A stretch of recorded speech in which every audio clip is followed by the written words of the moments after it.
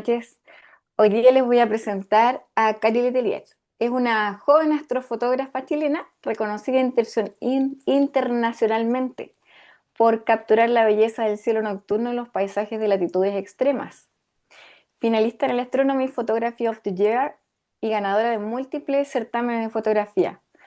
Ha recibido también dos reconocimientos APOT de la NASA. A través de su trabajo, une el arte, ciencia e innovación, promoviendo el desarrollo del turismo sostenible mediante la fotografía y la divulgación de ciencia y cultura. Lidera expediciones en Islandia y Chile, donde inspira a viajeros a contemplar y fotografiar el cosmos, generando conciencia y nuevas formas de conexión con la naturaleza. Bienvenida, Cari. Te doy la palabra. Hola Loreto, hola a todos, muchas gracias por la invitación también a ser parte acá y compartirles un poquito de lo que yo hago, como ha sido también el participar en todas las charlas y aprender un poquito más siempre de distintas áreas. Así que, bueno, sin mayor preámbulo, les voy a compartir acá pantalla. ¿Me confirman si se ve bien, por favor? Sí. Ya, Perfecto. Perfecto. Entonces, chicos, bueno, tal vez les vengo a hablar de un tema no tan convencional que viene siendo esta fascinación por la captura del cielo, que hoy en día todos podemos hacerlos. Tenemos, ¿cómo decirlo? La democratización de la captura en general con la fotografía gracias a estos aparatitos, ¿no es cierto? Pero seguimos muchos enamorados de hacerlo a través de una lente. Y mi idea sobre esto viene siendo más allá de solamente la captura del cielo, sino que cómo esto puede inspirar y generar nuevas instancias, como lo decía Loreto, de generación de oportunidades, como por ejemplo un turismo sostenible. Entonces, lo primero que yo quisiera preguntarles es, ¿por qué mirar el cielo? ¿Por qué alguien se detendría a mirar el cielo? No sé si alguien me quisiera compartir su opinión sobre esto. Yo creería que el cielo eh, invita a esa reflexión, yo creo que ancestral de dónde venimos, tiene esa cautivación, ¿no? De qué hay más allá de ver la inmensidad, porque obviamente cuando uno pues mira hacia el cielo, en el caso que uno pueda ver las estrellas, porque hay mucha contaminación lumínica hoy día, es impresionante pues ver un cielo estrellado, es realmente impresionante y lo deja a uno con esa intriga, ¿no? De qué hay más allá, de si habrá vida en otros lugares. Eh, te invita a filosofar sobre la existencia misma.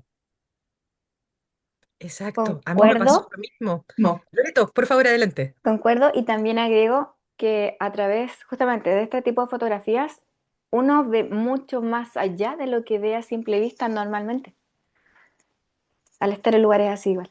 Sí, eso. Creo que tal vez puede tener que ver algo con el sentido de la escasez, el que cada vez tenemos menos cielos oscuros, el que cada vez tenemos menos oportunidades de poder ver ese cielo, o incluso el que vamos perdiendo esa oportunidad y tal vez antes la teníamos. Hay muchos que en la visita a sus abuelos o a familiares podían disfrutar porque estaban en lugares más alejados de los centros de las ciudades, en lugares más campestres, y podían disfrutar de un cielo nocturno. Y hoy en día cada vez que ven ese cielo estrellado les evoca sensaciones y recuerdos de su niñez. Y todos vamos teniendo distintos tipos de experiencia cada vez que vemos el cielo. De hecho, yo la primera vez que vi la Vía Láctea, yo no sabía que podía ver la Vía Láctea, este arco galáctico acá, o que podía ver galaxias tan grandes como las nubes de Magallanes, que son las que se ven acá en una orillita. Todo eso me empezó a fascinar y me empezó a intrigar, y también sentí que me hizo tanta falta el que alguien me guiara, el que alguien me contara con esto. Y por lo mismo me sentí como en esta necesidad de poder ahondar y compartirlo cada vez más. Entonces, de acá es que nace esta primera afición, este primer amor y nace directamente con una cámara que no tenía idea cómo usar y con la captura del cielo. Y hoy en día, bueno, me dedico a varias de estas disciplinas que salen acá, que creo que las podemos revisar un poquito más, más hacia el final, porque la idea es contarles un poquito esta línea temporal sobre cómo llego hoy en día, de hecho, a hacer experiencias fotográficas de cómo el cielo viene siendo este lienzo, ¿no es cierto?, para inspirar, para educar, cómo la fotografía viene siendo una clave que puede unir cultura, ciencia, experiencia, introspección. Entonces, para continuar, fotografía y ciencia. La astrofotografía viene siendo una de estas disciplinas donde nosotros vamos a poder unir arte y ciencia. Normalmente los trabajamos como algo separado, pero sí pueden tener mucho de la mano y tienen que coexistir. Y por lo mismo es que yo llego a la astrofotografía de paisaje o la astrofotografía de campo amplio, que para mí viene siendo la mezcla de la astronomía con la fotografía nocturna, respetando la complejidad que conlleva cada una de las dos, pero para mí el ponerle el nombre de astrofotografía tiene que tener las dos. Si yo solamente estoy haciendo una captura muy bonita del cielo estrellado, para mí es solamente fotografía nocturna. Cuando yo a eso empiezo a darle un sentido, un contexto, y empiezo a entender qué es lo que hay ahí, lo empiezo a usar para enseñar qué es lo que hay ahí, y lo que hay ahí me puede generar incluso un sistema, una reflexión con respecto a mí mismo, con respecto a mi lugar en el universo, con respecto a de dónde vengo y mucho más. Entonces es que yo sí estoy haciendo astrofotografía, estoy usando la astronomía junto con la fotografía nocturna y la complejidad de ambos que conlleva. Solo entonces yo la puedo nombrar, personalmente, esto es una opinión muy personal, astrofotografía. ¿Cuáles son los requisitos para hacerla? Bueno, como hablábamos, esto está súper democratizado. Creo que una de las formas clásicas viene siendo con cámara, hasta que hoy en día, gracias al desarrollo de la tecnología, tenemos estos aparatitos que nos ayudan a capturar, ay, que no se enfoca, tenemos estos aparatitos que nos ayudan a capturar las maravillas del cielo nocturno, ya sean tanto como la astrofotografía, como en fenómenos como las auroras. ¿Qué más vamos a necesitar? Necesitamos estabilidad, ya que nosotros vamos a estar capturando la luz de objetos que están tan lejanos como, por ejemplo, la estrella que está más cercana a nosotros, que se llama Próxima Centauri, parte del sistema estelar de Alpha Centauri, y está a tan solo 4,25 años luz. Imagínense el tiempo que ha tenido que recorrer esa luz para que nosotros las capturemos. O galaxias como la galaxia Andrómeda, que está como 2,5 millones de años luz. Es decir, tenemos que capturar la luz que viene viajando hace 2,5 millones de años. Y hoy en día, gracias a estos aparatitos, ¿no es cierto? Las cámaras de los celulares y las cámaras, ya sean las analógicas, las reflex, las mirrorless, podemos hacerlo, podemos fotografiar eso que incluso a nuestra vista era invisible, era un poco imposible, pero necesitamos estabilidad para poder acumular esa cantidad de luz. Y una tercera patita que creo que es muy importante para poder hacer astrofotografía es la planificación. Lamentablemente, si yo no planifico, puedo tener nubes y con nubes no puedo ver las estrellas, no puedo ver las auroras. Me gusta trabajarlo en paralelo porque mi vida se ha dividido y mi año está dividido entre la captura de los cielos y la captura de las auroras. Y en ambos casos vamos a necesitar la estabilidad. Algunos de los otros requisitos que vamos a necesitar va a ser tener conocimientos de fotografía, pero esto hoy en día está abierto, o sea, nadie puede decir de que es imposible porque la información está ahí, está abierta, está en YouTube, está en tutoriales, está en los sitios web. Hay muchísima información ahí abierta para que todos puedan involucrarse en la fotografía. Así que necesitamos tal vez equipo dependiendo de los niveles de exigencia que nos vayamos imponiendo y de lo que queramos capturar. La planificación, como hablábamos antes, y de la planificación vamos a hablar un poquito más en cada uno de estos puntos, porque algo que mencionábamos en un inicio es la contaminación lumínica y viene siendo un requisito primordial. Lamentablemente, la cantidad de luz artificial que se está generando hoy en día nos está privando de la posibilidad de poder observar y capturar nuestros cielos nocturnos. Y no solamente eso, sino que está teniendo otro tipo de implicancias. Personalmente en astrofotografía creo que el 50% del resultado de la misma viene siendo el revelado. Hoy en día, si yo estoy trabajando con sistemas de archivos que están capturando y acumulando luz durante tanto tiempo, sería un despropósito disparar en RAW y dejar la foto tal cual como está. La foto necesita un procesado y necesita un ordenamiento y sacarle el jugo, ¿no es cierto?, a todos esos píxeles que capturaron esa cantidad de fotones de un momento como una noche estrellada. Entonces, para mí el revelado y el postprocesado son el 50% por lo menos. Y creo que esto viene siendo también una disciplina que desarrolla muchísimo la paciencia. Y algunas otras habilidades como por ejemplo el aguante al frío, la frustración, ya que nadie nace sabiendo. La verdad es que yo, mis primeras fotos fueron horribles, pero el ir superando ese umbral a la frustración también nos va enseñando un poquito más de cada uno de nosotros y hasta dónde podemos llegar. Y acá tenemos nuestro primer obstáculo con respecto a la astrofotografía y es la visión humana. Existe este debate de que si yo no lo veo, no es real. Y la verdad es que yo vengo a demostrarles cómo lo que nosotros vemos no es 100% la realidad. La cámara se acerca tal vez un poquito más, pero tampoco llega a ser el 100%. ¿Y qué es lo que pasa? Bueno, ¿qué es la luz? Sabemos que la luz es todo el espectro electromagnético y nosotros somos capaces de ver solo un pequeño porcentaje del mismo, lo que está en el espectro, en las longitudes de onda de la luz visible. ¿Y qué es un fotón? Un fotón va a ser esta partícula, ¿no es cierto?, que va a tener la información de todas las formas de la radiación electromagnética y que va a ser la información que nosotros queremos capturar para poder traducirla en imagen. Pero vamos a tener varios otros tipos de radiaciones, ¿no es cierto? Sin embargo, nuestro ojo, ¿cómo va a funcionar? Nuestro ojo lo que va a hacer es que va a capturar el haz de luz que está compuesto de muchos paquetes de fotones. Estos paquetes de fotones van a pasar, ¿no es cierto?, a través de distintos medios acuosos por el globo ocular para finalmente llegar a la parte trasera del globo ocular, donde está la retina. Y en la retina voy a tener dos tipos de células que van a procesar estos paquetes de fotones y los van a transformar en impulsos eléctricos y van a ser enviados al cerebro para poder analizar qué es lo que estamos viendo. Estos tipos de células que tenemos se llaman los bastones y los conos. Los bastones van a ser aquellos que van a actuar cuando no tenemos mucha luz y los conos son aquellos que van a actuar cuando tenemos luz. Y los conos tenemos a su vez que hay sensibles a tres tipos, sensibles al rojo, al verde y al azul. De hecho, acá creo que tengo esta lámina que viene siendo mucho más explicativa de cómo se forma la imagen en nuestro ojo y cómo las cámaras que vienen siendo esta intención, ¿no es cierto?, de poder capturar la imagen lo más similar a lo que nuestro ojo puede hacer, tiene algunas otras particularidades, pero vamos a ver cómo se forma la imagen en la cámara. En la cámara el haz de luz va a entrar a través de nuestra lente, ¿no es cierto?, donde los distintos sistemas de lentes y óptica que tenemos dentro también van a ir refractando la luz para que converjan finalmente al sensor. Dentro del sensor vamos a tener, bueno, alguna matriz que vaya asignando los colores, como la matriz de Bayer, que viene siendo de las más usadas, pero vamos a tener fotoceldas que van a ir almacenando los paquetes de fotones, ¿no es cierto?, en forma de electrones. Ojo ahí, la primera instancia es súper similar. Acuérdense que estas células fotorreceptoras van a almacenar los paquetes de fotones también como electrones, o sea, los van a mandar como impulsos eléctricos en verdad al cerebro, no como electrones. Acá la cámara sí los va a almacenar como electrones y si yo sumo muchos electrones, tengo corriente. Y esa corriente es la que después va a ser convertida a valores digitales para almacenarse en una memoria como un valor digital. Sin embargo, en nuestro cerebro, ¿qué es lo que va a estar pasando? Y es que el cerebro va a interpretar esta información. Y todos nuestros cerebros son diferentes, no todos van a ser iguales.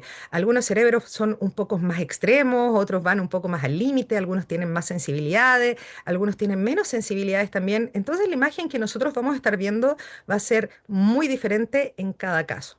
Como les decía antes, de estas células que van a interpretar la información vamos a tener de dos tipos. Los conos sensibles al rojo, al verde y al azul, de acá es de donde nace el daltonismo, cuando tenemos algún tipo de perturbación o aberración en alguna de estas células, y los bastones que no nos dan una sensibilidad a los colores, pero sí nos van a ayudar a tener una mayor sensibilidad en cuanto a las formas y detalles. Pero los bastones de noche van a tardar un poco más en actuar porque hay un proceso químico que demora entre unos 20 a 30 minutos. Por eso es que tenemos un periodo de acostumbramiento a la oscuridad.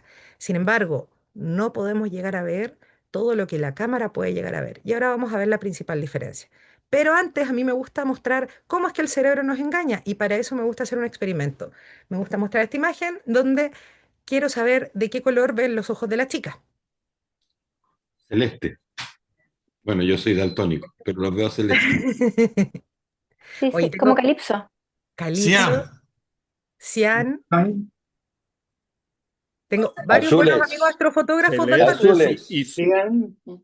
Perdón, ¿qué color es Calipso? El Calipso, calipso es como entre Calipso. verde y celeste, pero más intenso. Verde turquesa. Es la mezcla de los dos ah, colores. Es como un turquesa calipso.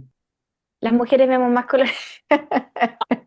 Está interesante saber que hay un color que se llama calypso. Eh, Como, sí, para mí es un exacto, poco celeste, entre celeste y verde, no sé. sí, como un tur- turquesa, Carlos. Yo turquesa, coincido. turquesa. Sí, acá también dicen color aqua en el chat. Y si yo les digo a todos que están equivocados. De hecho, una vez di una charla de astronomía inclusiva donde tuve a la única persona que me ha dicho la respuesta certera, pero es porque esta persona no tenía conos, por ende no tenía sensibilidad a los colores. Y es que en verdad los ojos de la chica son grises. ¿Qué es lo que pasa? El cerebro busca el color complementario a este filtro rojizo para poder tratar como de equilibrar lo que nosotros estamos viendo. Entonces nosotros tendemos a ver ese color, aunque sea gris, nuestro cerebro nos dice que complementemos lo extraño que es tener este filtro rojizo y nos dice que lo veamos turquesa, que lo veamos cian, que lo veamos azul. Ahí tenemos nuestro primer obstáculo. Nosotros no estamos viendo la realidad absoluta. Para cuando la gente empieza a decir, es que eso es montaje, es que eso está photoshopeado, es que eso está manipulado. No, la verdad es que ninguno de nosotros va a tener la verdad absoluta.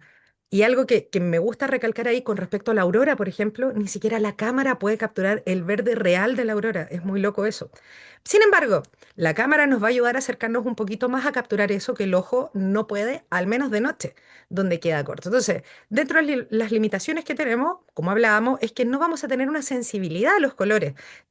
No tenemos visión nocturna. Hay animales que van teniendo un tercer párpado, que lo que hace es va a reflejar luz para poder acumular un poquito más de luz y eso interpretarlo con más información.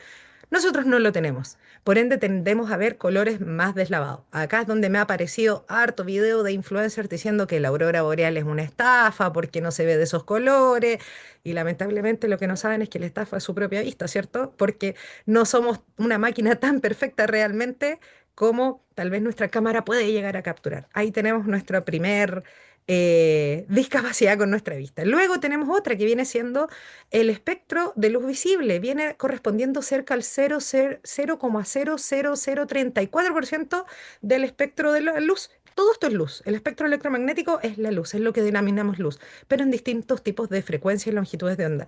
Nosotros vemos este poquitito. Para eso les puse también este gran ejemplo que es del telescopio Hubble. Esta nebulosa se llama Mystic Mountain y acá está en el espectro luz visible ya trabajado y acá está en infrarrojo.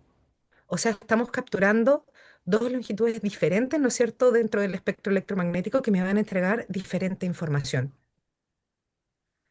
Y lo otro es la intensidad lumínica. Nosotros necesitamos que en la luz tenga por lo menos, no sé, si hablamos de luces artificiales o focos, necesitamos que esté como sobre los 700 grados Celsius aprox para que nosotros podamos verlo.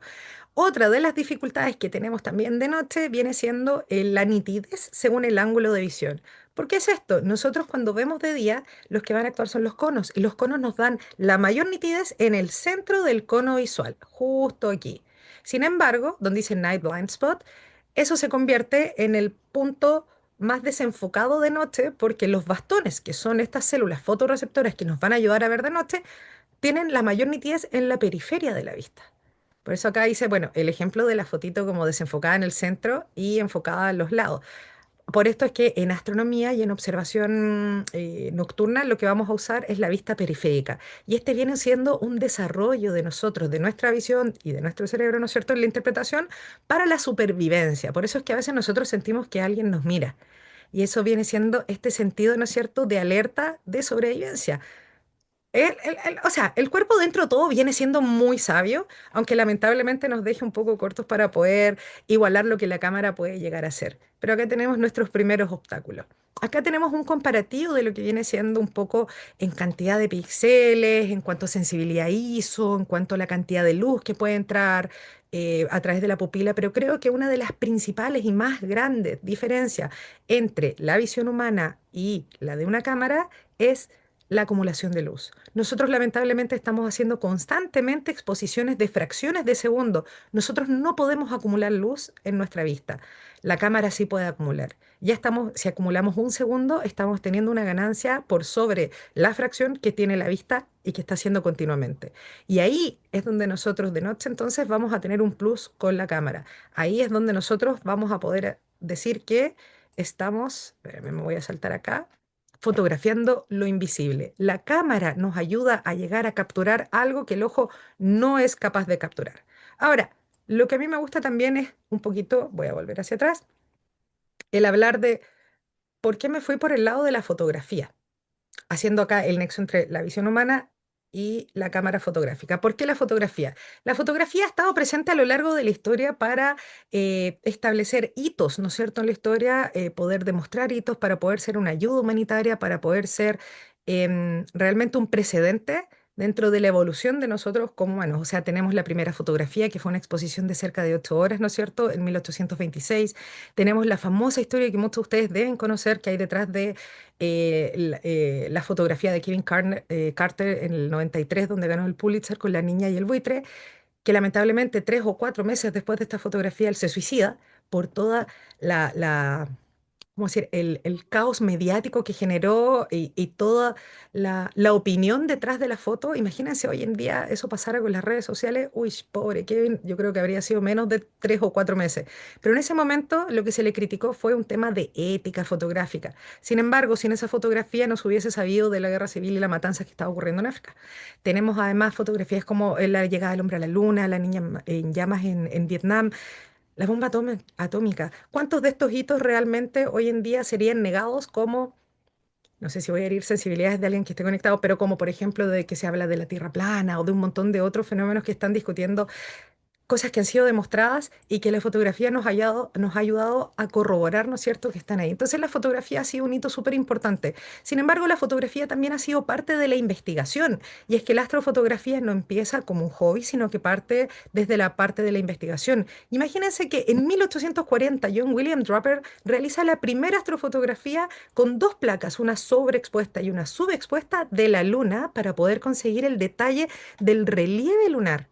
Y también para los primeros eclipses se pudo obtener fotografías de, bueno, de la corona solar, que la corona solar durante un eclipse total de sol, la única forma de conseguirla es en un eclipse total de sol, o hoy en día ya sabemos que podemos ocupar filtros como los de hidrógeno alfa para verlo, pero en aquella época, en 1851, ya estábamos descubriendo que a través de la fotografía podíamos estudiar el sol y las fulguraciones.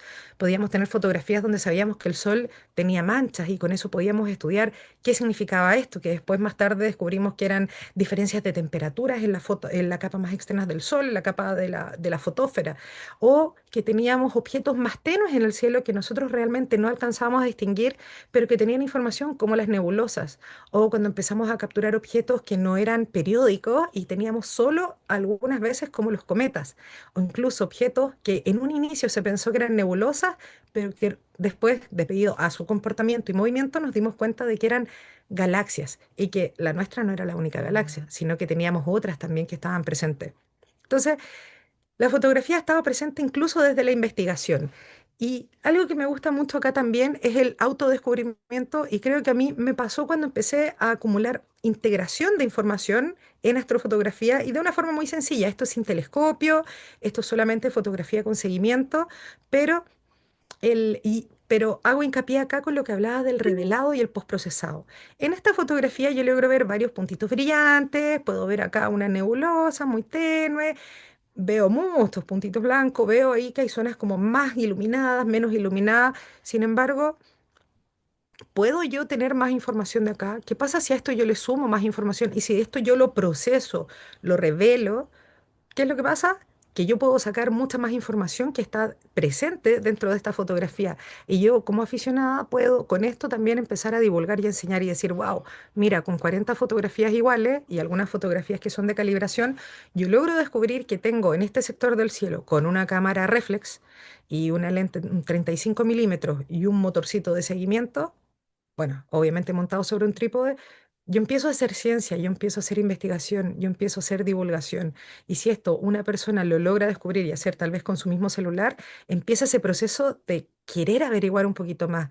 Yo empiezo a motivar a la otra persona a conectarse un poquito más con lo que es el cielo, que es algo que hemos perdido durante el tiempo. Y acá empiezo a ver que tengo nebulosas como el Loop de Barnard, que acá tengo en las Tres Marías, el Cinturón de Orión, tengo la nebulosa de la Flama, tengo la nebulosa de la Cabeza Caballo, tengo la nebulosa de Orión acá. Tengo nebulosas oscuras. Algo que descubrí cuando yo procesé esta fotografía es que hay nebulosas oscuras cerca de la constelación de Tauro y yo no tenía idea. Entonces, ese autodescubrimiento que empiezo a tener con la fotografía, creo que viene siendo un tipo de enseñanza que va más allá de solamente el descubrir qué es lo que estoy viendo en la foto, sino que también como de mis capacidades y metas y de lo que puedo llegar a lograr. Y por eso es que me gusta usar la astrofotografía como este puente entre la fotografía y ciencia, porque logro fotografiar lo invisible, logro generar ese debate entre si lo que estoy haciendo es photoshopeo, si lo que estoy haciendo es montaje, y no, realmente estoy ocupando la fotografía como una herramienta para poder aprender del cielo. Y es algo que hoy en día, de nuevo, vuelvo a este aparatito, esto nos lo ha democratizado, el acceso a las cámaras lo ha democratizado, no solamente como lo teníamos. Un poco endiosado y tal vez con equipos demasiado especiales, hoy en día cualquier persona puede hacerlo y creo que también esta invitación a que todo el mundo pueda intentarlo viene siendo una horizontalidad que nos da para poder tal vez ayudar a alguien a salir de otra perspectiva negativa en que estaba, el tratar de sacar un poco de este foco egocentrista e invitar a alguien a ser parte de algo tan bonito como la fotografía. Bueno, acá tenemos un poquito más de lo que es fotografiar lo invisible, cómo ha sido estos hitos, como por ejemplo capturar el agujero negro, que esto no viene siendo, esto viene siendo traducido al espectro de luz visible, sin embargo, esto fue gracias a todos los radios telescopios como ALMA, que está acá en Chile, y varios de los otros radiotelescopios que trabajaron en conjunto para capturar todas estas frecuencias que están en el milimétrico y el submilimétrico para poder traducirlo en la fotografía del agujero negro, que solamente llevamos dos. Pero tenemos acá otro obstáculo que nos sigue deteniendo y que es la contaminación lumínica. La contaminación lumínica la vamos a considerar toda la luz artificial generada de fuentes artificiales como las grandes ciudades, grandes empresas. Lamentablemente esto nos va a sesgar la cantidad de objetos celestes que nosotros podemos ver en el cielo. Y obviamente para poder practicar la astrofotografía, por muchos filtros que usemos, igualmente esto nos va a complejizar muchísimo lo que podemos llegar a capturar. Existía un astrónomo aficionado que ayudó en la observación de más de 300 cometas que se llamaba John Birtle. Bueno, John Birtle desarrolla además esta escala de contaminación lumínica basado en la cantidad de objetos celestes que se podían ver. Y es una de las que más usamos realmente. Hay varias escalas, pero esta es una de las más populares y estandarizadas, donde esta escala va del 1 al 9. 9 viene siendo un cielo donde yo puedo ver entre 30 a 50 objetos celestes. Digamos, un centro de alguna gran ciudad, como aquí, por ejemplo, en Chile, en Santiago Centro, en Providencia, o un Nueva York, un Dubái, donde tenemos una cantidad de luz artificial que es ridículamente alta y no nos permite ver el cielo. Seguimos perdiendo esa conexión que antiguamente teníamos con el mismo. Y bien, en el otro extremo teníamos un cielo Bortle 1, donde viene siendo un cielo donde vamos a poder ver más de 7.000 objetos celestes. O sea, estamos hablando de una proporción inmensa. Recordemos que todas las estrellas que nosotros vemos en el cielo están dentro de nuestra galaxia. Nuestra galaxia se compone de entre 250.000 y 400.000 millones de estrellas, una cosa así. Es absurdo la cantidad de estrellas que tenemos. Imagínense que en un cielo lo más prístino posible podemos ver hasta 7.000. O sea, aún así estamos viendo una fracción tan pequeñita de nuestro cielo. Así que este viene siendo uno de los grandes obstáculos. Se estima y hoy en día no se ha desarrollado un nuevo atlas de la contaminación lumínica en el mundo. El último que se desarrolló fue en 2016. Sin embargo, han habido otras iniciativas para poder mapear un poco la calidad de los cielos como lo tenemos en el mundo. Pero imagínense entonces que acá traté de poner un poquito como de los países que estamos presentes acá dentro de, de, de la charla. Pero imagínense que más del 80% de la población mundial, y esto era según el Atlas Mundial del 2016, vive bajo cielos contaminados por la luz artificial. ¿Cuántos de ustedes no sabían que se podía ver la Vía Láctea? Yo por lo menos hasta antes de entrar a la astrofotografía no tenía idea. No sabía que se podía ver, nunca había visto un cielo realmente oscuro o no tenía conciencia cada vez que había ido a un cielo oscuro de que eso se podía ver. Entonces, bueno, esas son dos cosas por separado. Tenemos que más del 99% de la población de Estados Unidos y Europa vive con cielos afectados por la contaminación lumínica. Pensamos que la evolución viene de la mano de generar más luz artificial y no es así, sino que la parte interesante es saber cómo iluminar. No, no, el problema no es iluminar, sino que saber cómo iluminar. Además, el Atlas Mundial el que veíamos de 2016 habla de que del cielo nocturno, se estima que aproximadamente el 23% de la superficie terrestre sufre de sky glow artificial, es decir, de un brillo de fondo nocturno que no nos permite obviamente ver tanto de nuestro cielo. Imagínense que esto entre la latitud 75 grados norte y 60 grados sur. Estamos hablando de toda la parte, casi de toda la parte en que estamos viendo acá en estos mapas, toda la parte más céntrica, toda la parte alrededor del Ecuador. Estamos hablando de un trecho, si consideramos que cada grado de latitud son cerca de 150 kilómetros, estamos hablando de tres cuartos del planeta, una cosa así. Es impresionante de lo que está poblado y de donde hay tierra. Pero Global Night viene siendo una de estas iniciativas ciudadanas, de participación ciudadana, donde se ha ido mapeando el cielo poco a poco. Imagínense que ahí se estima que, bueno, y si quieren ser parte, todos los meses se abre la campaña de Globe at Night, donde dan todas las indicaciones para que ustedes desde su ubicación puedan entregar la información sobre ciertos objetos, si es que se ven, no se ven, y según eso se va haciendo una medición de mapeo, ¿no es cierto?, de contaminación lumínica en diferentes lugares del mundo. Pero se estima que el brillo de cielo nocturno ha venido aumentando 9,6% entre el año 2011 y 2022. Estamos hablando que en 11 años es casi un 10%. Sin embargo, este mismo estudio indica que si esto sigue así, cada 8 años va a ir duplicándose el brillo de cielo. Es decir, cada vez va a ser más difícil poder llegar a esos lugares donde tenemos cielos realmente oscuros y donde podríamos realmente poder ver la Vía Láctea. Es decir, existen instancias y existe una probabilidad de que lleguemos a dejar de ver el cielo nocturno, que dejemos de ver la Vía Láctea como la vemos hoy en día por el brillo de fondo nocturno. Y es que, como les decía antes, el problema no es no iluminar, sino que es iluminar correctamente. Algunos de los efectos nocivos que tenemos para la salud es, por ejemplo, hay un cierto tipo de proteínas y antioxidantes que se van secretando cuando nosotros dormimos. Si nosotros no tenemos a quienes van a secretar la melatonina, que es la que nos va a dar un sueño reparador, entonces nosotros no vamos a tener un sueño que nos vaya a ayudar a seguir al día siguiente de forma reparados, de forma, ¿no es cierto?, renovados. Ahora, la melatonina viene siendo secretada o viene siendo generada, yo ahí en la parte de salud no soy experta, pero por los melanocitos. Y estas células, los melanocitos, se ven afectados por la luz azul.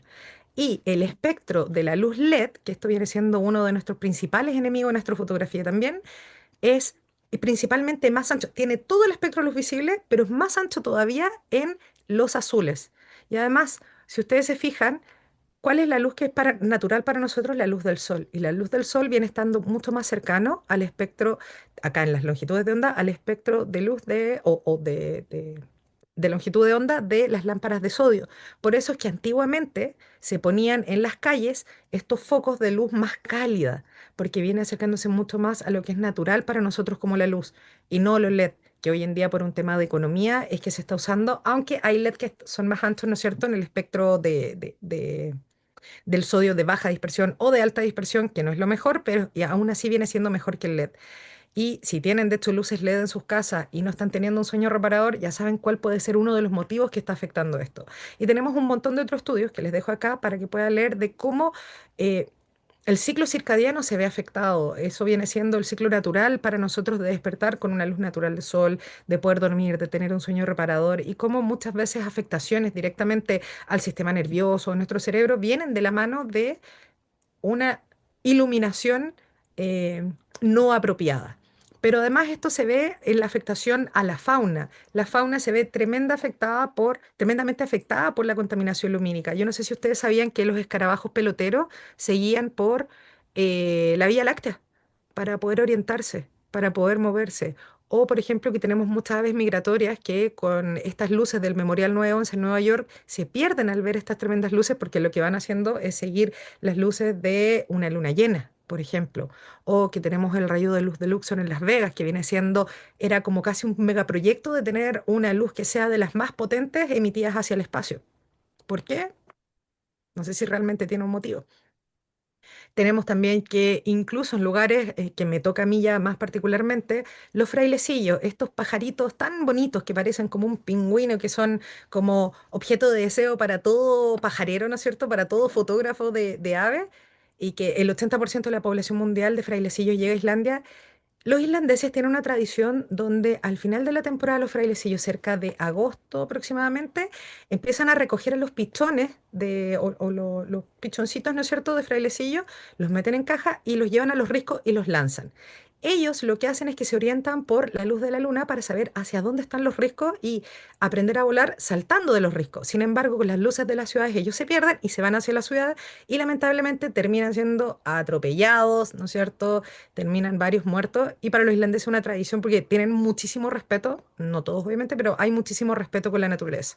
Las polillas también, el trabajo de polinización que tenemos con las polillas y que se ven afectadas por las luces artificiales, las mismas tortugas marinas que no logran llegar al mar cuando nacen, ¿no es cierto?, de los desovos de las tortugas, y esto se ve afectado por muchos de los resorts que tenemos construidos muy cerca ¿no es cierto?, de donde las tortugas van a llegar a tener sus huevitos ya, a sus tortuguitas para que después finalmente lleguen al mar. Y también acá hay varias entidades hoy en día dedicadas a tratar de ayudar a que las tortuguitas no se vayan hacia los focos, ¿no es cierto?, de los centros turísticos, sino que se vayan hacia el mar pero aún seguimos afectando la naturaleza muchísimo. Y eso, entonces, no tenemos solamente daños contra la salud humana, sino también contra los animalitos. Acá vamos viendo el lado como de responsabilidad social que tenemos con respecto a la contaminación lumínica, este pero que tenemos para poder observar el cielo.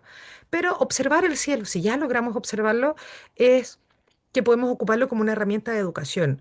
Y una parte de la educación muy importante no es solamente transmitir algo y que la gente se lo aprenda. No sé si les pasaba en la escuela o en la universidad, ese profesor que iba y te iba dictando una clase y tú tenías que aprenderla de memoria, a diferencia del otro que te daba una experiencia tal vez más inmersiva, más dinámica, más didáctica, donde el aprendizaje se hacía interesante, se hacía llevadero, donde tú sentías que estabas descubriendo, no que era que te estaban diciendo que algo era realidad, donde además se practica mucho más el pensamiento crítico.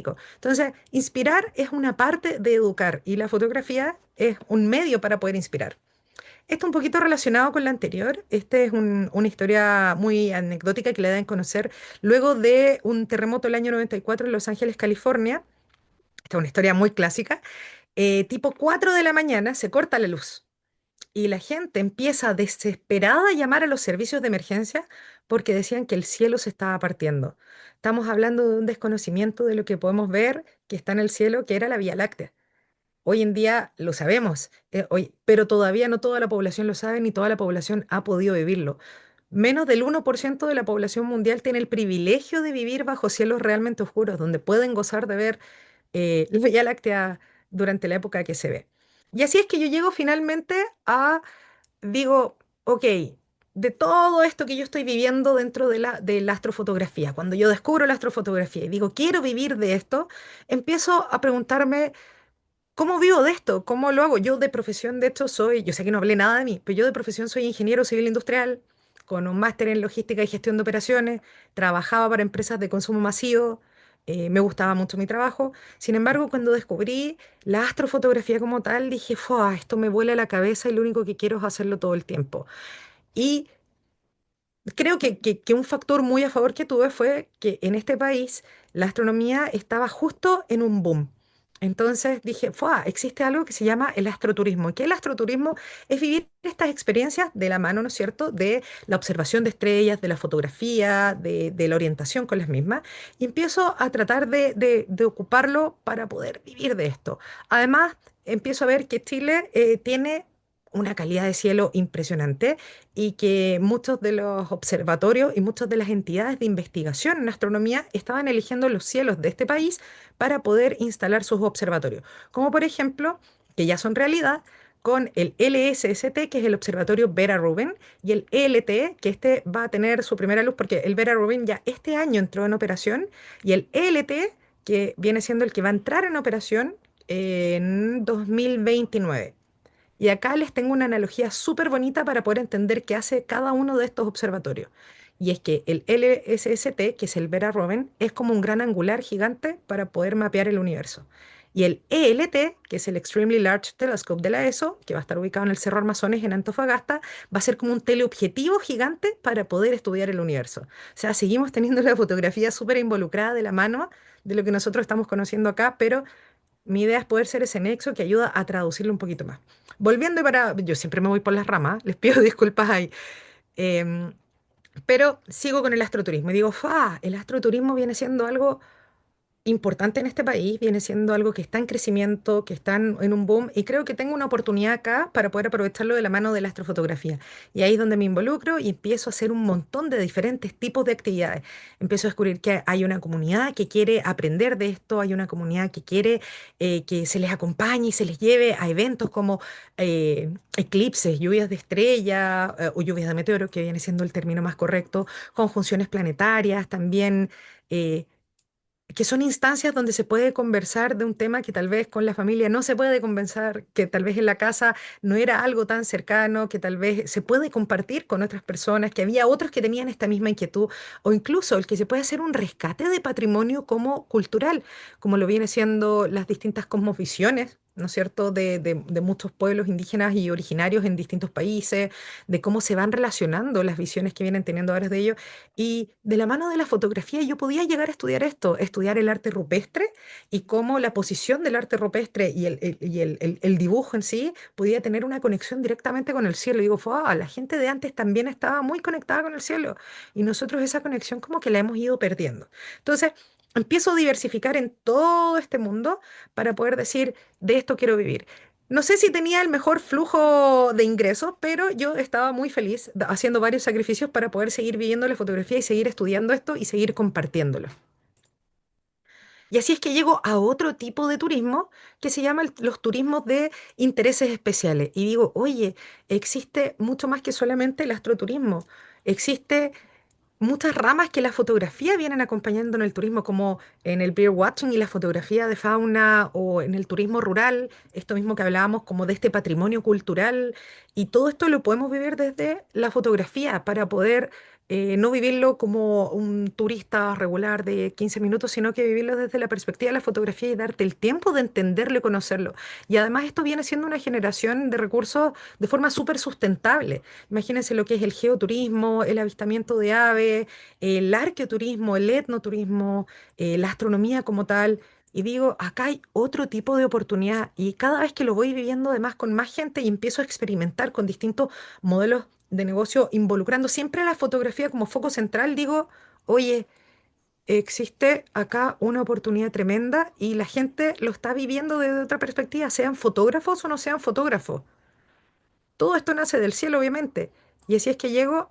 Ah, bueno, antes de eso, lo que nombraba antes, un poco del patrimonio y este rescate que se puede hacer en base al estudio de diferentes culturas, también desde el tema de la astronomía y la fotografía como tal, desde distintas latitudes, como el arte rupestre, como la observación del cielo y la identificación de objetos en el mismo, em, como los distintos eventos, como las distintas leyendas que nos van a orientar con lo mismo. Esto podemos volver después, pero es el cielo como patrimonio. Y ahí es que llego entonces a lo que yo me dedico y lo que me mueve y lo que me fascina y lo que Picasso en algún momento dijo de que el propósito de la vida, no, el objetivo de la vida es encontrar tu don y el propósito de la vida es compartirlo.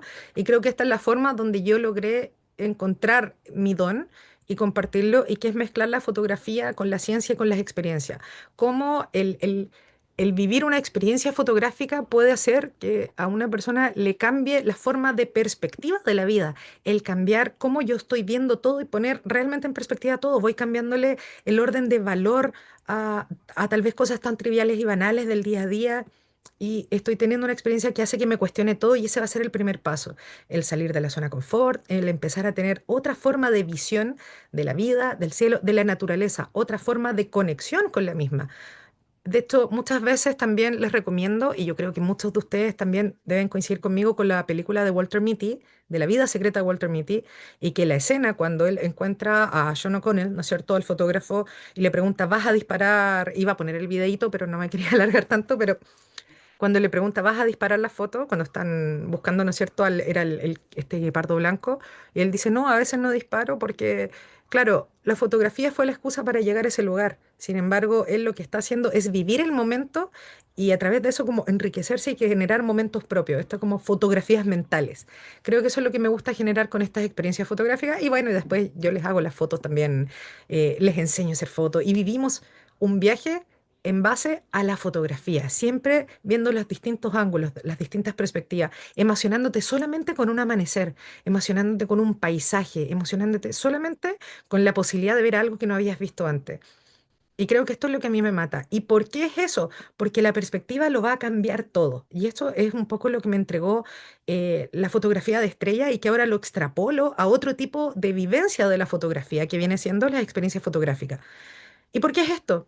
Y esto me conecto, esto viene siendo la última parte de mi presentación, pero lo quiero conectar con el inicio, con lo que hablamos al inicio, lo que decíamos de por qué nos gusta tanto ver el cielo, por qué miramos el cielo. Y es porque nos da esa sensación de inmensidad.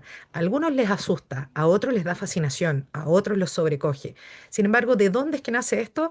Y es que existe un término en psicología que se llama el efecto perspectiva. Y esto es lo que les pasa a los astronautas cuando viajan por primera vez al espacio y empiezan a ver la Tierra chiquitita desde ahí arriba. Ese Imagínense ese sentimiento de vulnerabilidad cuando empiezas a alejarte de todo lo que conoces, de todo lo que te rodea, de todo lo que significa tu zona de confort. Eso te hace cambiar la perspectiva de todo en la vida, un cambio de la prioridad de cómo vas viendo todo, lo trivial, lo realmente importante. El tiempo, cómo le tomamos valor al tiempo, cómo le tomamos valor a las personas, cómo le tomamos el valor a nosotros mismos, que tal vez ni siquiera eso hemos puesto en valor. Entonces, tiene varias etapas el efecto perspectiva. Una de ellas viene siendo como la demolición o la abolición de las fronteras. Nos damos cuenta que en la fotografía tenemos un lenguaje único, en la astronomía también. Estamos hablando de que todos pertenecemos al mismo planeta y en la fotografía estamos hablando de que todos estamos logrando exactamente la captura, ¿no es cierto?, de esos mismos paquetes de fotones que tal vez con las cámaras sí podemos capturar lo mismo y no con nuestra vista. Estamos logrando esa otra interpretación. Y a mí me gusta mucho ocupar la frase de este astronauta de Arabia Saudí, que viene siendo el primer astronauta de Arabia Saudí, cuando la tripulación iba escapando, o sea, iba saliendo del planeta, a medida que se iba alejando, él menciona que un primer y segundo día veían hacia la Tierra y lograban reconocer sus países, a un tercer y cuarto día ya reconocían continentes, y hacia un quinto día lo único que veían era un solo planeta. Veían solo una Tierra. Entonces ahí nos damos cuenta de que si estuviéramos bajo esa circunstancia, nos damos cuenta de que lo que tenemos en común es que somos todos humanos. Además, tenemos otro que viene siendo la fragilidad planetaria. Nos damos cuenta de lo pequeños que somos como planeta, lo pequeño que somos nosotros incluso comparado al tamaño de un planeta. Si nosotros nos ponemos al lado de una montaña y la montaña la ponemos comparada al lado del planeta y el planeta lo ponemos comparado al lado de una estrella como el Sol y el Sol al lado de otra estrella más gigante como un Antares, como un Sirius, o incluso ahí eso comparado al tamaño de la Vía Láctea y la Vía Láctea comparada al tamaño de Andrómeda y así sucesivamente podemos ir haciendo comparativos para ver lo, no vamos a decir insignificantes, porque no queremos quitarnos crédito y no queremos desmerecernos, pero sí somos ínfimos, somos muy pequeñitos en comparación a esta escala cósmica. Lo que sí es significante viene siendo ese sentimiento de superioridad humana, porque finalmente, como dijo Carl Sagan, que él insistió cuando la sonda Voyager 1 iba más o menos a una distancia de unos 6.000 millones de kilómetros, esto quiere decir que iba pasado la órbita de Neptuno, pero mucho antes de la órbita de Plutón, y hace que la sonda Voyager 1 se voltee y tome fotografías de unos puntitos, unas motas de polvo que estaban suspendidas en haces de luz. Y una de esas era de la Tierra. La hizo a todos los planetas. Y esto, y toda esta serie fotográfica se denominó el retrato de familia. Este viene siendo el de nuestro planeta. Y acá es donde se inspira y escribe el P. Plutat. De nuevo, la fotografía presente para poder marcar un precedente, ¿no es cierto?, del entendimiento de nosotros mismos con respecto a una escala cósmica. Si no es por esta foto, nosotros no sabríamos que somos solamente una mota de azul o una mota de polvo azul pálida suspendida en un haz de luz en medio del espacio. Entonces acá tenemos como lo pequeños que somos, lo insignificante que es nuestra superioridad humana, si nos vamos a una escala cósmica. Sin embargo, también tenemos de que después del colapso de las primeras grandes estrellas, luego del Big Bang, hace casi 14.000 millones de años, muchos de los elementos que hoy en día nos conforman a nosotros nacieron de ahí, del proceso de nucleogénesis, cuando colapsan estas grandes estrellas. Entonces, sí, es real cuando hablamos de que somos polvo de estrellas. Nosotros venimos realmente de las cenizas de estas estrellas muertas. Y todos nosotros estamos conformados por lo mismo. Por ende, tenemos un nivel de igualdad en ese sentido que no nos hace unos mejores que otros. Todos venimos del mismo origen, todos somos del mismo planeta. Y ahí seguimos cumpliendo las distintas fases del efecto perspectiva y nos damos cuenta que compartimos también el mismo cielo. Y algo que a mí me gusta hacer como una reflexión de cierre sobre lo mismo es ¿cómo logramos expandir nuestra conciencia cuando podemos hacer este efecto perspectiva? Cuando podemos, a través ya sea de la fotografía, o hay muchos que les pasa con el buceo, con las ballenas, con esta comparación con distintos tipos de escala, de magnitudes tan grandes, podemos llegar a hacer esta conexión tal vez con nosotros mismos, esta conexión que yo la hago a través del cielo, y creo que muchos lo pueden hacer desde distintas perspectivas. eh, de generar este cambio del foco egocentrista donde nos estamos mirando el ombligo todo el día para poder compartir algo tan maravilloso como el día a día, como el tiempo, como el ahora. Y que cada vez que vemos, ¿y por qué el cielo? Y ahora hago el cierre con el cielo, y es que cada vez que vemos el cielo, al ser nosotros tan efímeros, consideran que una estrella una estrella pequeña como nuestro Sol va a durar más o menos unos 10.000 millones de años. Está en la mitad más o menos de su vida. Y una estrella más masiva, como un Antares, como un Sirius, va a durar unos 10 millones de años. Eso pasa con las estrellas más masivas, son más inestables. Entonces, ¿nosotros cuánto duramos? Con ciencia, tecnología y mucha ayuda, unos 100 años. Con respecto a una escala cósmica, somos esto, somos nada, somos un pestañeo en el tiempo del universo. Y es lo mismo, entonces, lo que nos puede unir. ¿Por qué? Porque cada vez que vemos el cielo, estamos viendo prácticamente y de forma muy relativista con excepciones, pero estamos viendo prácticamente el mismo cielo que han visto todas las generaciones en la humanidad. Estamos viendo prácticamente el mismo cielo que los egipcios, que los romanos, que tus abuelos, tus bisabuelos y que las generaciones que van a venir tal vez cuanto más adelante, dependiendo de cuánto llegue a durar el planeta, que por una parte va a estar de mano de nosotros. Entonces, esta conexión que tenemos entre todos es la que a mí me gusta hacer con estas experiencias fotográficas, con este conocimiento del cielo, con esta divulgación de ciencia, con recuperar esta conexión, ¿no es cierto?, con el cielo que tenían los antiguos, nuestros antiguos ancestros de distintos pueblos, ¿no es cierto?, que ocupaban el cielo como brújula, como calendario y como guía, y que nosotros hoy en día lo hemos perdido porque estamos mirando hacia abajo. Muchas gracias. Wow, extraordinario. Gracias a ti, Cari, te Gracias. pasaste. Maravillosa tu presentación, Cari. Increíble. Y aprendimos muchísimo. Sí, muy Sí, Perdón, completo todo. ¿segura que ya Maravillosas las terminaste? imágenes, tus fotografías también. Sí. Yo soy de Perdón, las que llora con un paisaje, con un amanecer, magenta, rosado, yo soy de Karin, las esa que es la llora. primera parte de la presentación. Estamos esperando la segunda parte. te eh, damos 5 minutos solamente para la segunda parte. Podemos ir a tomar agua y volvemos. Para que Ve- respire y tome aire.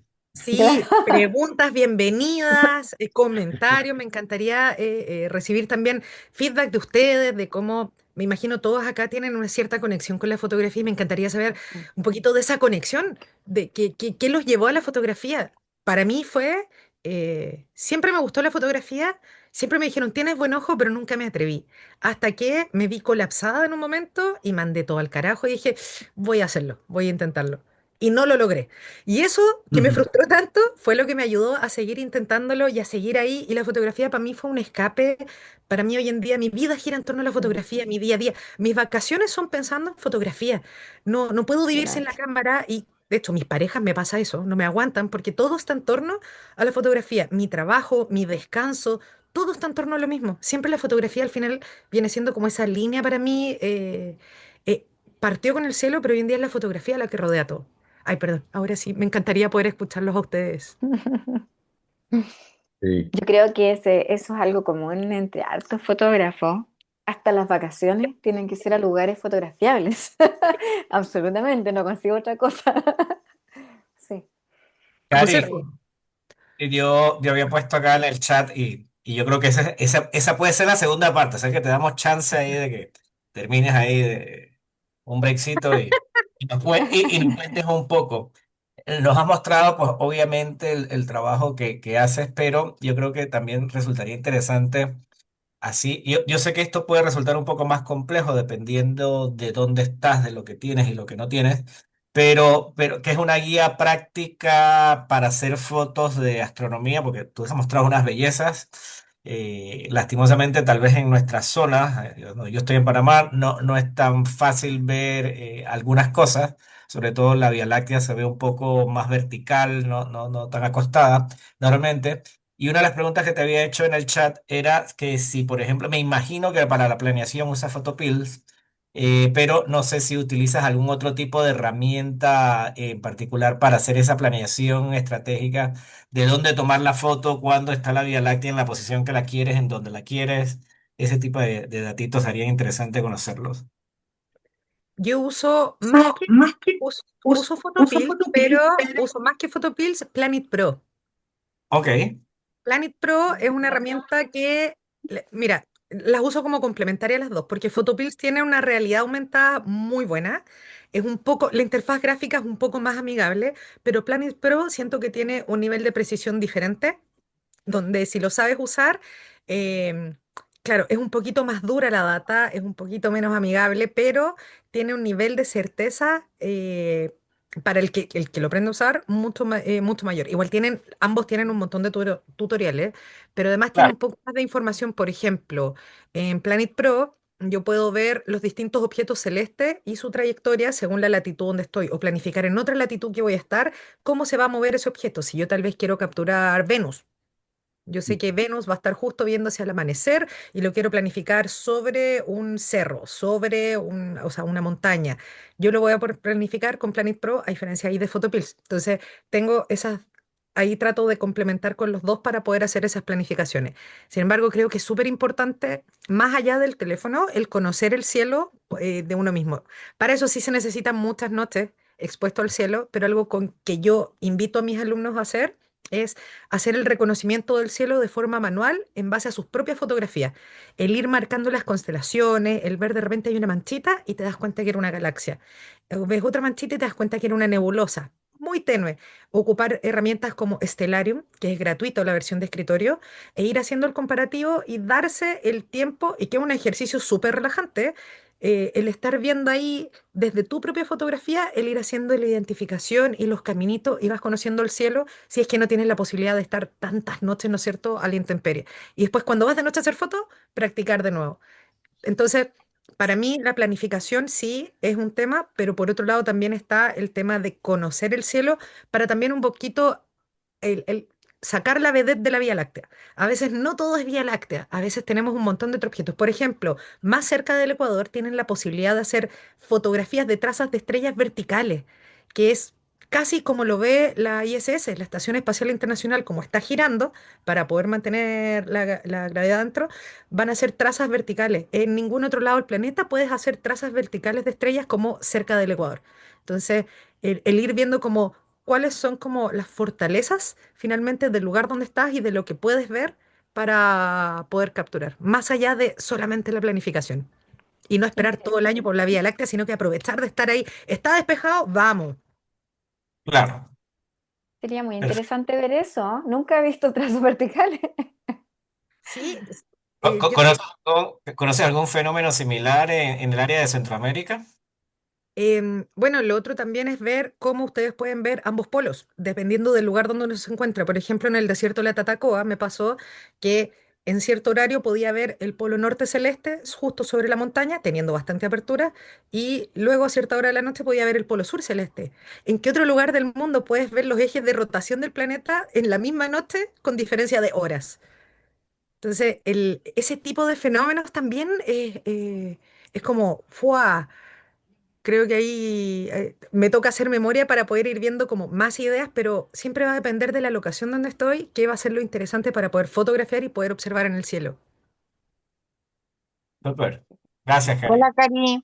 Oye, La Paz habla aquí saludándote, agradeciéndote. Tu charla estuvo espectacular, me Pasita encantó. querida. Ahí estamos en la noche, siempre puesta. Hoy yo quería comentar que también es súper bueno darse cuenta que la Vía Láctea no es solo el centro galáctico.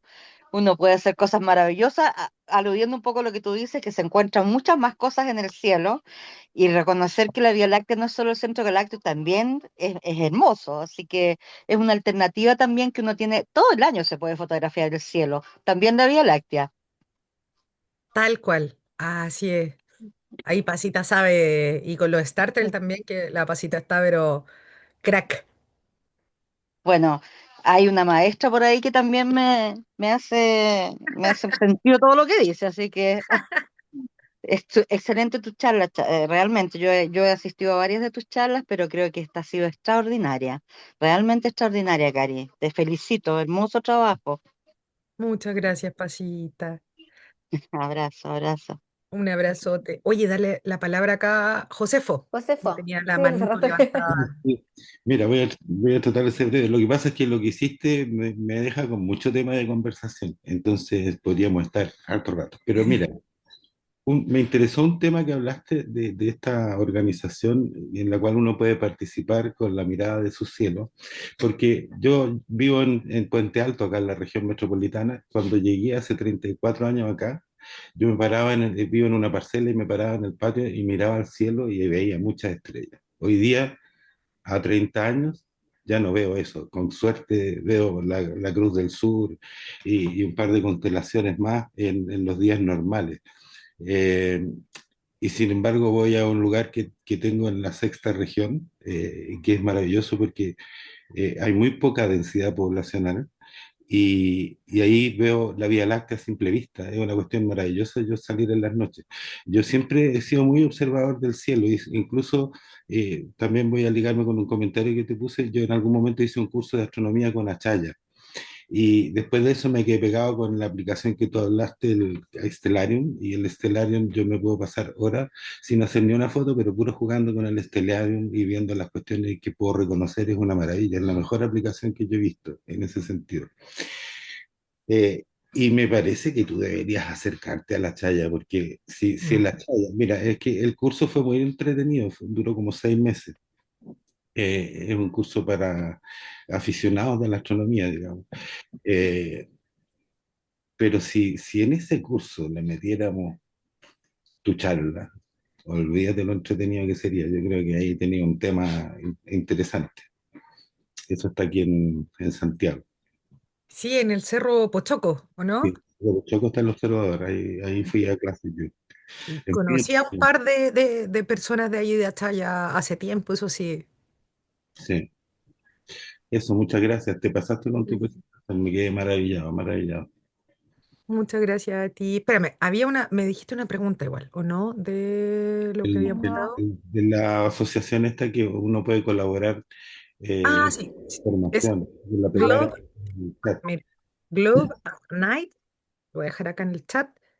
Y Ya. todos los meses abren la campaña para colaborar y cuando uno se inscribe te mandan todo como un kit de cómo hacer la medición. Al final, dependiendo de la constelación principal que se esté viendo, por ejemplo, si se ve Orión, te dicen, Mm. estas son las estrellas, estas son las principales, tú desde qué lugar estás, dame tu latitud, longitud y dime cuáles de estas estrellas se logran ver desde tu locación y ellos te van guiando con todas las instrucciones. Entonces, está bueno el participar, es ciencia ciudadana finalmente para poder ayudar a seguir mapeando desde distintas locaciones. Ok. ¿Y cómo se llama? ¿Lo pusiste en el chat? Lo puse acá en el chat, Globe at Night. Ah, qué perfecto, listo. Gracias. Fran Salas tiene la mano Gracias. Gracias, levantado. muchas gracias. Muchas gracias a ti. Hola, Fran. Sí, me encantó muchísimo la charla. Yo soy astrónomo, bueno, astrónomo aficionado y astrofotógrafo. Intento serlo. Realmente tenemos en Costa Rica varios grupos, el Cientec también hace Scarparis y el tema con Costa Rica es que nuestra ventana es muy estrecha porque como país tropical aquí llueve torrencialmente y realmente tenemos escasos 3 meses para salir con todo el equipo a hacer tomas. Con la ventaja, eso sí, que como estamos a una latitud de menos de 10 grados, tenemos el privilegio de ver las constelaciones del norte y del sur. Y como tenemos también cerros muy altos, tenemos la posibilidad de ver realmente un enorme espectro del espacio. Y es que bienvenida cuando se te ocurra venir por estos rumbos. Habemos varios grupos metidos en esto.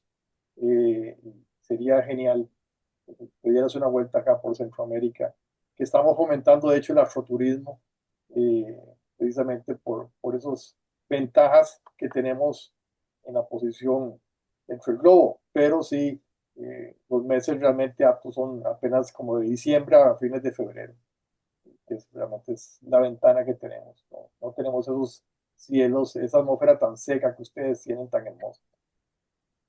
No, pero esa posibilidad de poder tener, de estar ahí a los 10 grados y de tener los objetos del norte, o sea, a mí me emociona cada vez que puedo ver Casiopea o que veo a Draco, que ya veo la Osa Menor, la Osa Mayor, el poder ver más objetos Messier, que de acá nosotros objetos Messier desde tan al sur no tenemos. Entonces, cuando voy al otro hemisferio es como me vuela la cabeza el poder ver esas constelaciones, el hacer ese reconocimiento. Y no, desde Costa Rica, allá están potenciando un montón el astroturismo. Y yo creo que el astroturismo también tiene que democratizarse un poquito de que se puede realizar desde distintas locaciones, porque es un patrimonio del cielo. Finalmente es un patrimonio para todos nosotros. Y aún existen lugares donde podemos practicarlo en distintos de nuestros países, como para también con eso. Ojo, acá el astroturismo en Chile nace como una opción para poder aumentar la cantidad de noches de alojamiento en un destino.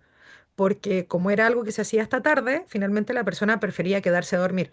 Entonces, viene siendo otro tipo de oportunidad en turismo, que además es un turismo súper sustentable porque no tienes que realizar nada más que estar ahí con los objetos de observación o con la cámara para poder hacer fotografías y solamente necesitas los cielos despejados para poder hacerlo.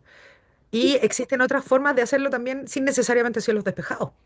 Nada Yo no más sé. como anotación, el grupo ha logrado incentivar con la compañía eléctrica nacional y ya hay una primera alcaldía que su fuente principal de ingresos es turismo, Monteverde, y que están cambiando toda la iluminación pública a un sistema, va a ser la primera alcaldía creo que en América Latina, con todo el sistema de iluminación controlado, precisamente para controlar la iluminación, la contaminación lumínica. Ah, Así es No, que es maravilloso. Yo no sé si están viendo certificaciones tal vez de, bueno, con Dark Sky o también correcto, sí, correcto. Ujú. con Y ya está Starlight. al día con certificación Dark Sky. Empieza en los próximos meses, pero ojalá podamos replicar eso en el resto de, de las alcaldías para realmente minimizar el gran problema de la contaminación lumínica. Sí, que sea la punta de flecha para las demás alcaldías que puedan replicar. Al final toca concientizar y alguien que no conoce algo, si no se educa sobre un tema, si no se conoce, no se cuida. Por eso nos toca seguir divulgando y seguir generando más embajadores de los cielos oscuros. Muchas Cari, gracias, Fran. Cari, ¿te puedo? ¿Aló? Sergio, Sergio. querido.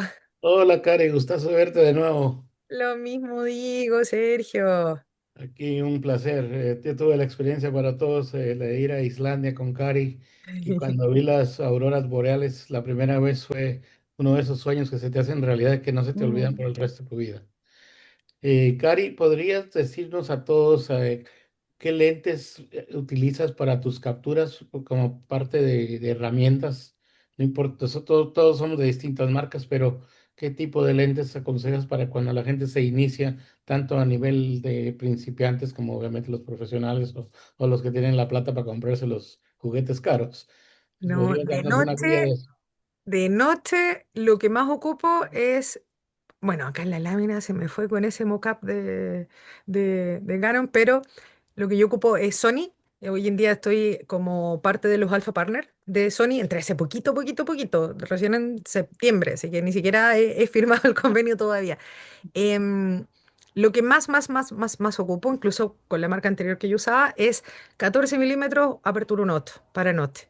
Creo que es súper importante el aprovechar el recurso que uno tenga de distintas formas y por lo mismo yo aprendí a hacer panorámicas, porque no quería usar una lente que me deformara más, como un ojo de pez, que también está perfecto, pero el tener una lente que me sirva para todo. A veces em, lo hacía con un 50 milímetros y salía solo con el 50 milímetros y me forzaba a mí misma a solo hacer fotos con el 50 milímetros. Claro, en el caso de querer fotos, hacer fotos de retrato de noche, la hiperfocal es la que se me iba un poco, se me desordenaba un poco porque era muy larga, pero el tratar de aprovechar los recursos disponibles y para mí, mi setup preferido viene siendo mi camarita ahí que es full frame. Yo, con la que me estoy trabajando ahora es la Sony A7 IV y de lente el 14-1.8. Con el 14-1.8 soy extremadamente feliz y fijo, de focal fija. Aparte, bueno, con el que estoy trabajando ahora es muy liviano. Antes trabajaba con uno Sigma, 14 milímetros, 1.8 también, pero que era muy pesado. Era maravilloso, eso sí, cero aberración. La lente ahora sigue más o menos la misma línea. Y de noche solo eso. De verdad que no ocupo más lente. Ahora, de día sí, lo que más ocupo es un 16-55-2.8 de Sony también y un 100-400 de Sony. Y eso lo ocupo más para la fotografía de paisaje, que la gente no está tan acostumbrada a hacer paisaje con teleobjetivo y de verdad que es precioso cómo uno puede comprimir la escena con un teleobjetivo. Y también por retrato, la fotografía de retrato viajero, creo que con esas lentes logro capturarlas mucho mejor. El gran angular casi no lo ocupo de día. Mi gran angular, mi 14-1.8, viene siendo netamente de noche. Lentes que puedo recomendar, que me gustaría tener, que todavía no tengo, para noche sería tal vez el 20-1.4 o 24-1.4, que son una joya realmente. Lentes luminosas que tengan baja aberración, creo que esa sería mi principal recomendación para noche. Y Ya. todavía no he visto esas panorámicas de aurora tuya, porque a Sergio ahí estuve, hace panorámica. Me decían, no, no sé, dale, hace una panorámica, aprovechemos. Ahí tengo los archivos, ahí te lo paso cuando... Acabo de andar con Mario en Perú, pero no quiero interrumpir la charla. Gustazo de No, verte. Un tranquilo. abrazo. Listo, gracias, Sergio. Había una pregunta en el chat. ¿A qué te refieres con 40 lights con Ah, sí, piggyback? ¿Y qué es Pixie Pixie Insight. Sight? Voy a volver a esa lámina, que es la lámina de acá. Bueno, es que Ah, esta es una sola fotografía hecha con una cámara full frame reflex que estaba astromodificada. ¿Qué significa astromodificada? Es que a la cámara le sacan el filtro de bloqueo infrarrojo y le ponen un filtro transparente y ahí te queda full spectrum. Pero de noche, como tú quieres tenerla no full spectrum porque te va a distorsionar mucho los colores también, uno puede ponerle un filtro de espectro luz visible donde es más ancho también en el espectro del hidrógeno alfa. ¿Y eso por qué? Porque la mayoría de las nebulosas que vamos a tener presentes en el cielo van a ser de hidrógeno que van a estar ahí en la longitud de onda de los rojos. Entonces, para hacer la cámara más sensible a los rojos. Entonces, esto es con una cámara... La pregunta, disculpa, yo hice la pregunta. Era más que nada era saber qué era piggyback. ¿Qué te refieres con? Perdón, me voy por las ramas. Piggyback es con seguimiento, es una montura ecuatorial. Es Ok, como el nombre, claro, uno de los nombres más técnicos es como de piggyback, porque es como así como sobre la espalda, como ok, llevándolo encima. La cámara se pone sobre la montura y la montura compensa el movimiento de rotación terrestre para Claro, poder hacer fotografías de más larga exposición al cielo sin las trazas. Porque la si que yo no usan los hiciera telescopios. esto, empezaría a tener las trazas por la rotación. Mm. ah, ok. claro. Vale, súper. No había visto ese tipo de montura.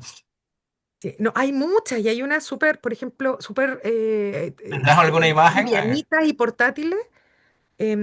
Ay, acá no tengo, mira, tengo una aquí a la mano.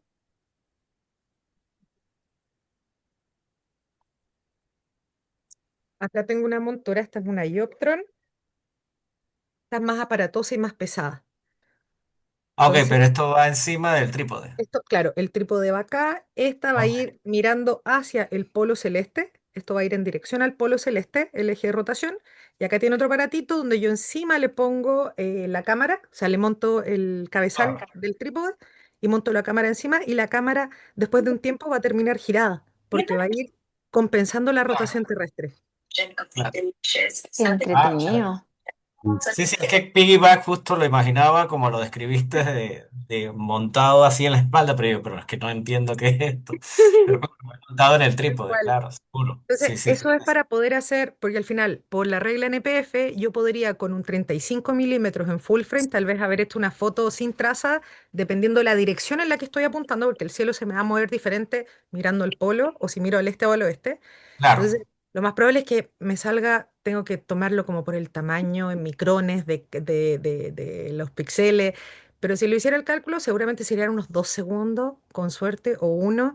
Entonces, para poder hacer 180 segundos sin traza, hay que hacer con seguimiento. Y al claro, contrario, el paisaje, si en esta foto tuviera paisaje, el paisaje es el que me queda movido. Y los 40 lights son 40 fotos exactamente iguales a Ah, esta. 40 lights, 40 fotos iguales. Y esto es porque después en la siguiente le puse 20 darks. Los darks son tomas oscuras, son tomas negras. Yo le pongo la tapa a la lente.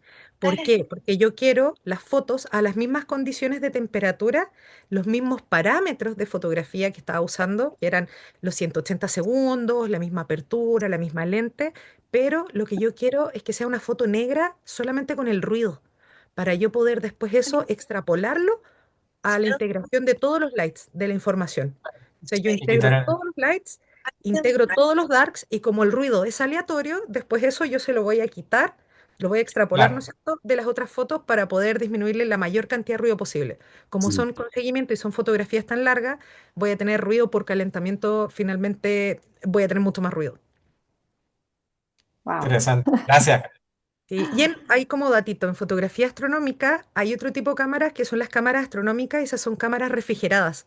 Entonces yo puedo hacerme una biblioteca de darks y no necesito hacerlas nuevamente, los hago una sola vez y cada vez que yo hago fotos le puedo decir a la cámara a qué temperatura necesito que me haga las fotos. Necesito que sea siempre a 5 grados. Entonces si hacen 35 grados ambiente, me va a bajar 30 grados la cámara. Se mueven siempre entre los 0 y los 40 grados más o menos para poder hacer la variación con respecto al ambiente.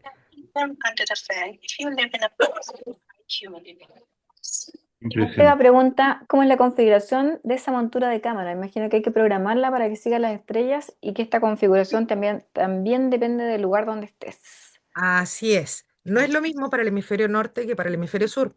En el hemisferio sur, si yo miro el eje de rotación, se va a mover en el sentido de las manecillas del reloj. Si yo miro en el hemisferio norte al polo norte celeste, se mueve en contra de las manecillas del reloj.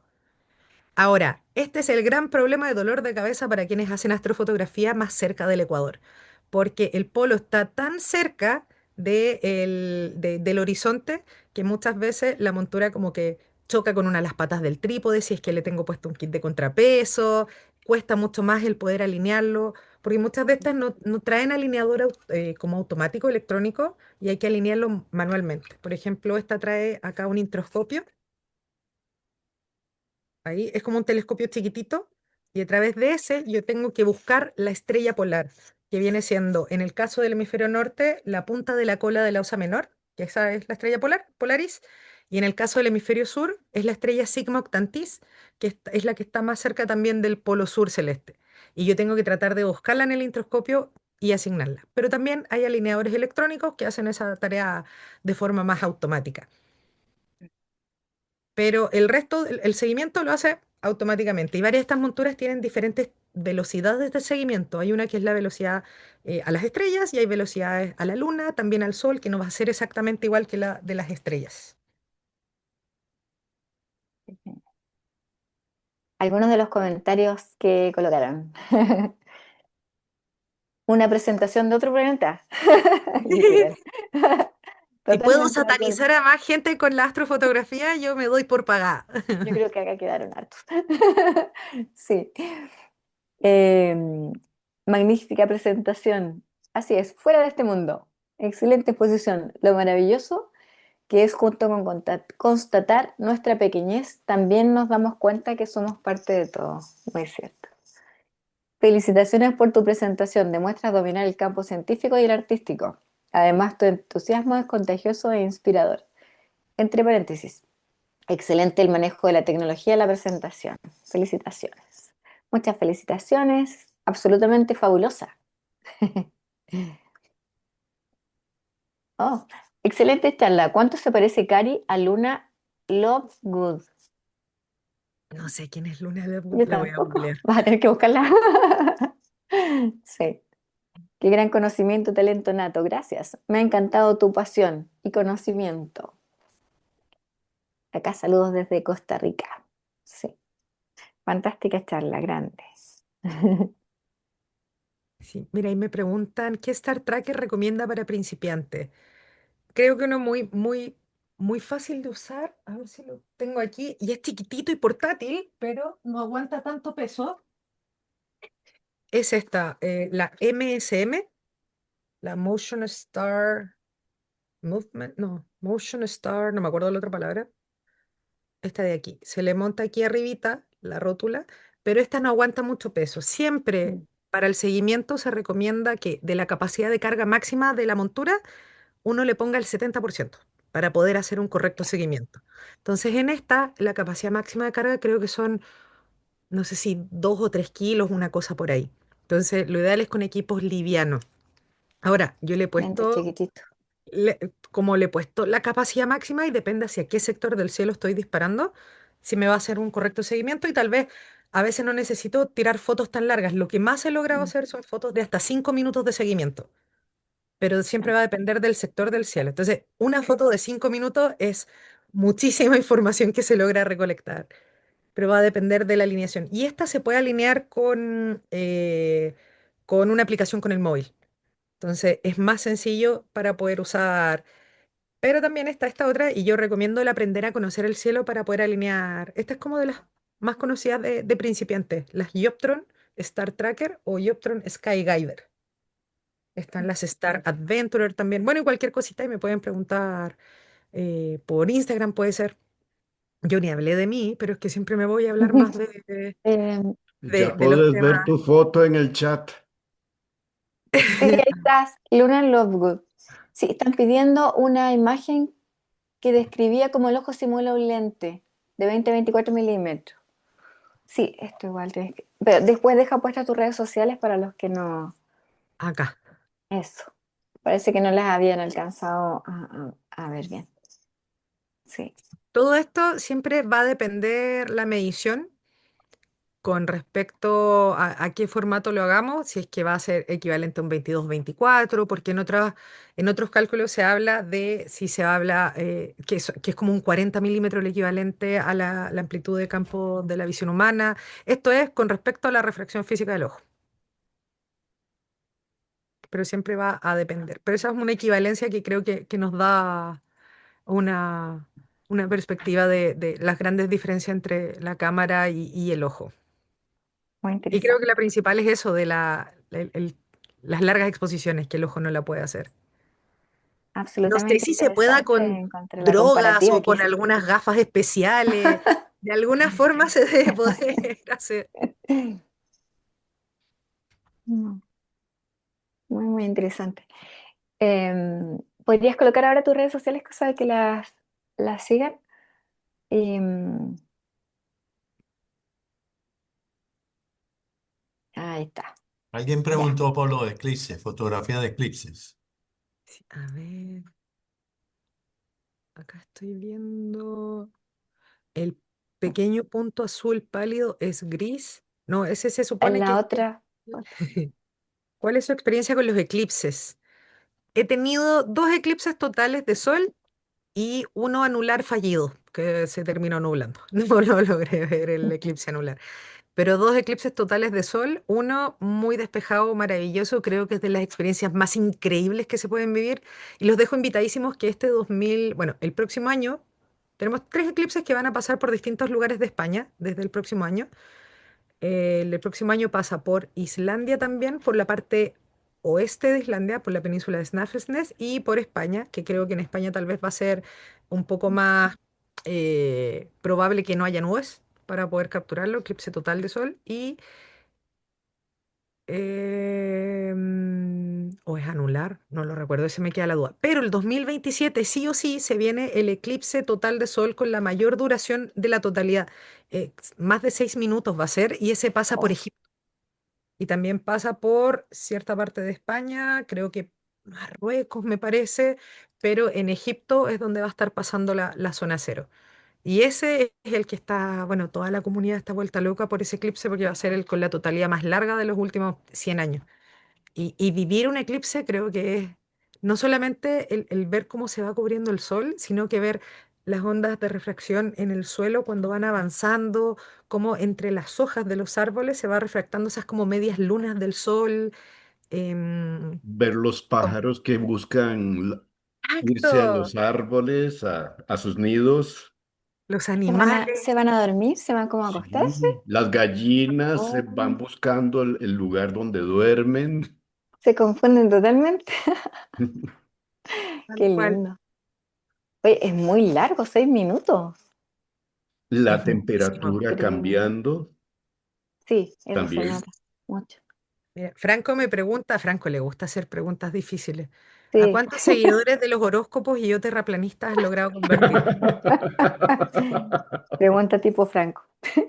Sí, no, la verdad no. Me No lleva, contactó una vez un no llevas la cuenta. representante no, me contactó un representante como de la Sociedad Terraplanista de Chile para ir a un debate y la verdad le ¿De dije que verdad? no. De verdad, no tengo No, tiempo. olvídate. Le dijiste que justo ese día iba a estar al otro lado del mundo. Le dije Claro. gracias por considerarme, pero la verdad es que de verdad no tengo tiempo, pero te puedo recomendar a otros divulgadores que sí podrían debatir felices. No, qué lata. ¿Cuándo los va? No.